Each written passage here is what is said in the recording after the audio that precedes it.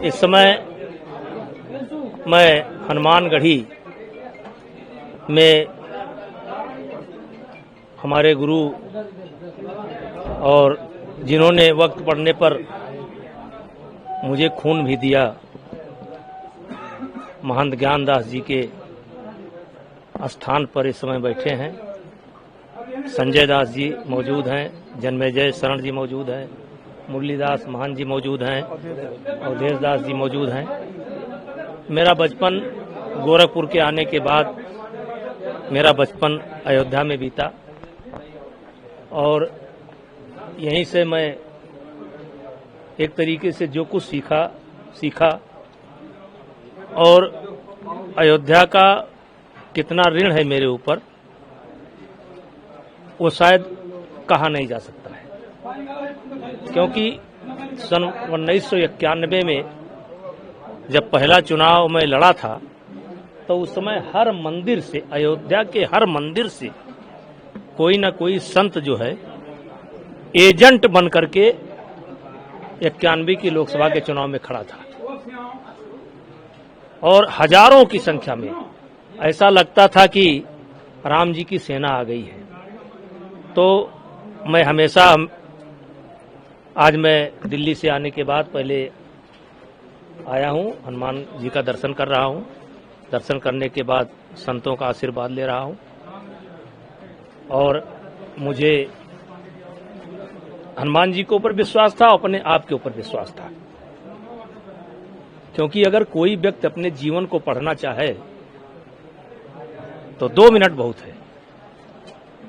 और इसलिए 18 जनवरी 2023 को जब आरोप लगाया गया तो मुझे जब मौका मिला तो मैंने कहा झूठ, ये झूठ है। और उसी समय मैंने एक शब्द और बोला कि अगर यह आरोप मेरे ऊपर सत्य पाया जाएगा, साबित हो जाएगा, तो मैं स्वतः फांसी पर लटक जाऊंगा, मुझे अलग से दंड देने की कोई जरूरत नहीं है। आज मेरी हर कही हुई बात प्रमाणित हुई, सत्य हुई। और क्योंकि हम भले गृहस्थ हैं, हम गृहस्थ हैं, लेकिन हम अयोध्या के चौकीदार हैं, उत्तरी फाटक के चौकीदार हैं। और अयोध्या केवल हनुमानगढ़ ने, हर संत का, हर यहाँ के मिट्टी के हम चौकीदार हैं। हम चौकीदार की भूमिका में अपने आप को देखते हैं और इसलिए मुझे पूरा विश्वास रहता है कि जो हनुमान जी की शरण में आ गया उसकी कोई पीठ नहीं लगा सकता है, उसकी कभी हार नहीं हो सकती है। और ऊपर से जब संतों का आशीर्वाद, संतों का आशीर्वाद ऐसे नहीं मिलता है। इनको कुछ बताने की जरूरत नहीं कि आप क्या हैं। संत को किसी को बताने की जरूरत नहीं है कि सामने वाला क्या है, ये अपने आप जान जाते हैं कि क्या है। तो इनका आशीर्वाद पाना कोई आसान काम नहीं है और इसलिए मैं बहुत सुख में न ज्यादा प्रसन्न होता हूं और न दुख में ज्यादा दुखी होता हूं। और इसलिए मैं बहुत ज्यादा खुशी व्यक्त करने के उसमें नहीं हूं। लेकिन अभी एक चीज मैंने कहा है वहां पर, देख लीजिए भैया, एक चीज मैंने एयरपोर्ट पर बोला था कि मान लो हमको तो न्याय मिल गया, क्योंकि हम एक लंबी लड़ाई हम लड़े और हमारे साथ जनमानस खड़ा था, हमारे साथ जनमानस खड़ा था, तो हम तो नैया पार कर ले गए। लेकिन जिनके साथ जनमानस नहीं खड़ा होता, तमाम ऐसे प्रमाण हैं, अधिकारियों ने आत्महत्या किया, बच्चों ने आत्महत्या किया, साधु संतों ने आत्महत्या किया,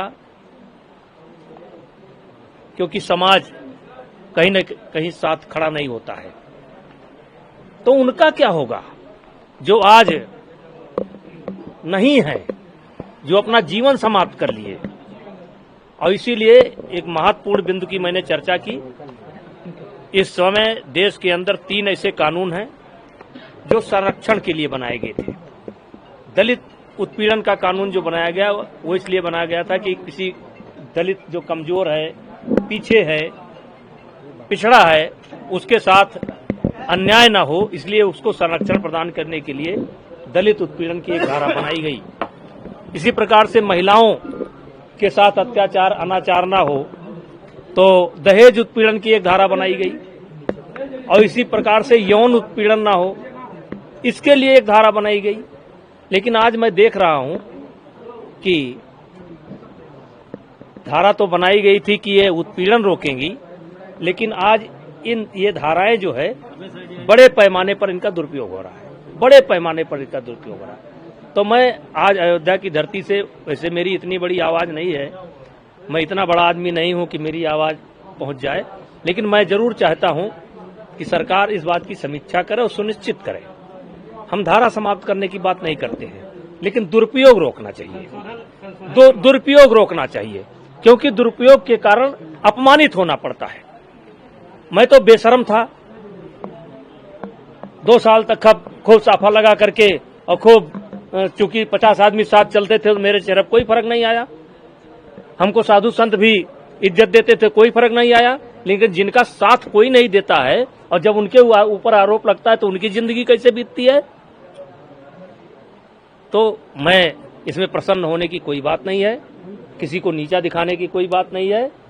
न्यायपालिका पर मुझे भरोसा था, हमें न्याय मिला और हम जरूर चाहेंगे कि इसका उत्पीड़न ना हो। लेकिन चुनौतियां बहुत आई आपके सामने इस दौरान। कहाँ चुनौती आई? आरोप लगाए लोगों ने, कांग्रेस के लोगों ने, किस तरह के रुख आप देंगे? देखिए सुनो, हम हनुमान जी के भक्त हैं और हम उतना भक्त नहीं है जितना भक्तों का आशीर्वाद मुझे प्राप्त है।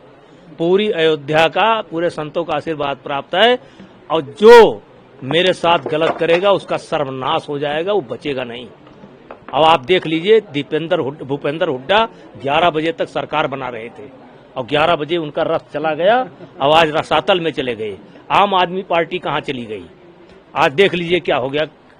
जो जो करेगा, हम नहीं, हमारे साथ नहीं, किसी के साथ। इसलिए जो जिम्मेदार लोग हैं उनको हर चीज में राजनीति नहीं देखनी चाहिए, सोच समझ करके ऐसे प्रकरण पर किसी के साथ खड़ा होना चाहिए, किसी के साथ नहीं खड़ा होना चाहिए। इसका मतलब ये नहीं है कि आप आंख मूंद कर चलो, आंख मूंद कर चलोगे तो गड्ढे में गिरोगे, और गड्ढे में गिर गए हैं।